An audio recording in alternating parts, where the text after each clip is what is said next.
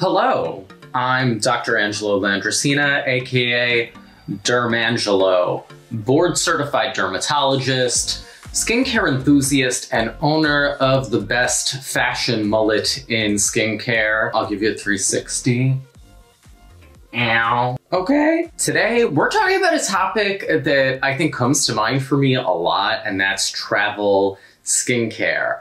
Why? Because I see so much about this on social media, what skincare to do on the plane, what to take with you when you go on a trip, and I myself recently took a long trip to Paris. You may have seen some photos if you're following me on Instagram. On that note, you should be following me on all social media at DermAngelo. Now, I'm gonna walk you through some of my recommendations for what to consider when packing your skincare for a trip, and I'll also walk you through the process and products that I chose for my trip to Paris. Before we get into it, make sure that you're subscribed and hit the notification bell so that you get notified every time I upload. Now, I'm going to walk you through 4 core questions to take into account when planning your skincare for travel. These are not in order of importance. I think they're all important. And from the standpoint of a dermatologist, I think that every person should be thinking about these when it comes to their skin health on vacation, on work trips, for whatever reason you're traveling. Number 1, and I think this is kind of obvious, where are you going?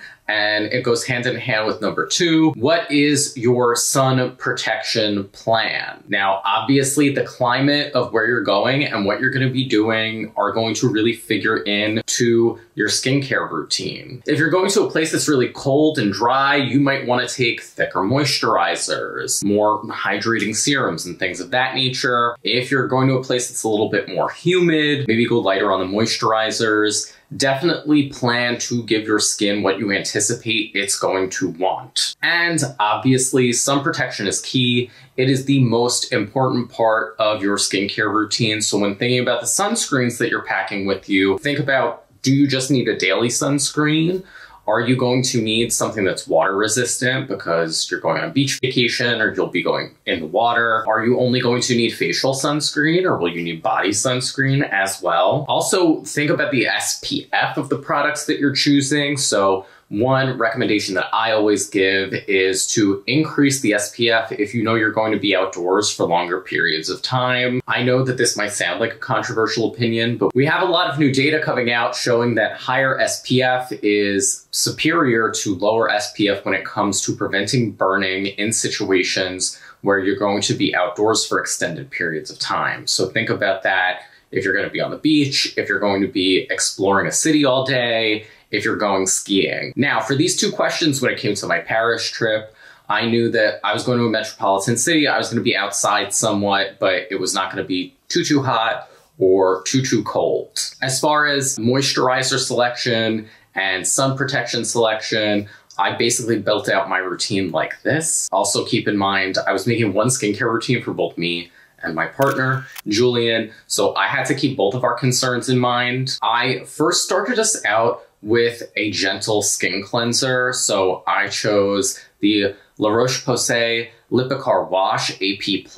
Part of the reason that I love this product is that it works as both a body wash and a facial cleanser, and it's actually really gentle. So we were able to multitask by just bringing out one product for body and face. For daytime, I always like to use antioxidant serums as part of my full sun protection strategy. As you may know, antioxidants help to scavenge the free radicals induced by UV radiation. You can also find free radicals in the environment, especially where there's a lot of pollution. So I knew I was going to be in an urban environment, and this was something I wanted to prioritize. For this reason, I chose Shiseido's Ultimune Power Infusing Concentrate. It's packed with antioxidants and hydrating ingredients. When it came to the moisturizer, I wanted to choose something that was a little bit more medium weight for the both of us for during the day. That's why I chose Shiseido's Essential Energy Hydrating Cream. This has some of their proprietary hyaluronic acid technology in it, so it's hydrating while not being too heavy. For a nighttime moisturizer, I wanted something a little bit richer for myself because I knew that I was going to be taking a retinoid with me too. So I went with Jordan Samuel Skin's new Moisture Recovery Cream. This is like a nice, thick moisturizer, like thick with 2 C's. I've been using it together with my retinoids at night or just on like my drier areas, like around the eyes, the nose, and the mouth during the day. It's packed with some really good ingredients, including ceramides and squalane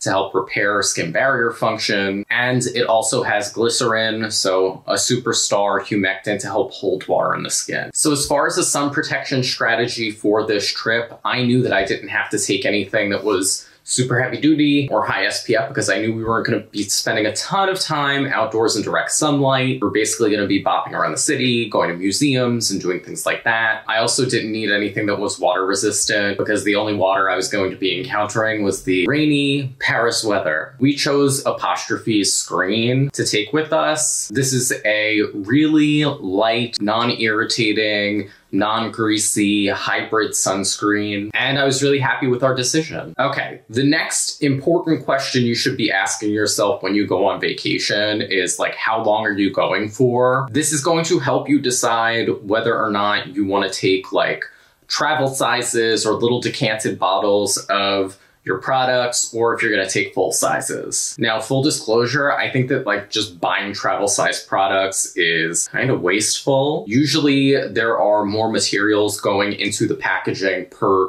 unit of product in those travel size products. So they're not the most eco-friendly option. And at the same time, they have a much bigger markup per unit than your regular size products. It's not a bad idea to reuse smaller containers that have been cleaned out to decant your products into to take with you. There are also several companies out there making like fancy travel size jars and things of that nature. So if you travel a lot and you like to take a carry-on with you and not check a bag, that's a great option. As far as our trip to Paris, I knew we were going to be gone for about 5 weeks. So I just said, hey, I'm going to check a bag anyway. Let me just take the full size product. So that's what I did. Okay, next question. Ask yourself, on this trip, am I going to be shopping? And specifically, am I going to be shopping for skincare? I knew I was going to France, one of the skincare capitals of the world. I didn't pack an excessive skincare routine. You'll see this routine that I'm telling you about is shaping up to be really minimal. And it's because I knew I was going to hit the French pharmacies and buy a bunch of stuff, which, by the way,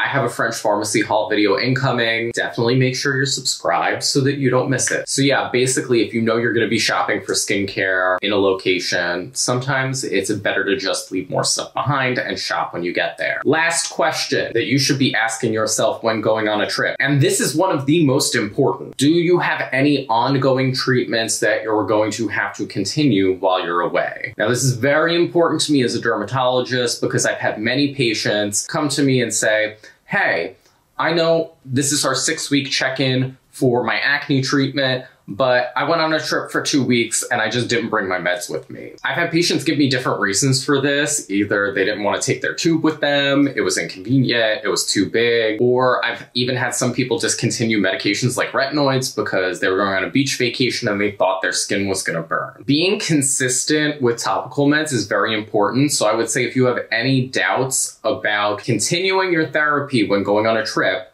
talk to your prescriber about it. For me, prior to going on this trip to Paris, I had recently restarted tretinoin treatment with one of my favorite tretinoin formulas, Altrino tretinoin lotion. So I was sure to take it along with me to use at night because my night routine is never complete without a retinoid. And there you have it. Those are my main tips for building your skincare routine when traveling. As always, feel free to drop any comments with any questions that you might have about building your travel skincare routine, about my trip to Paris, or anything else. Seriously, ask me anything. I'm bored. If you appreciated this video, please give it a thumbs up and subscribe. Until next time, ciao.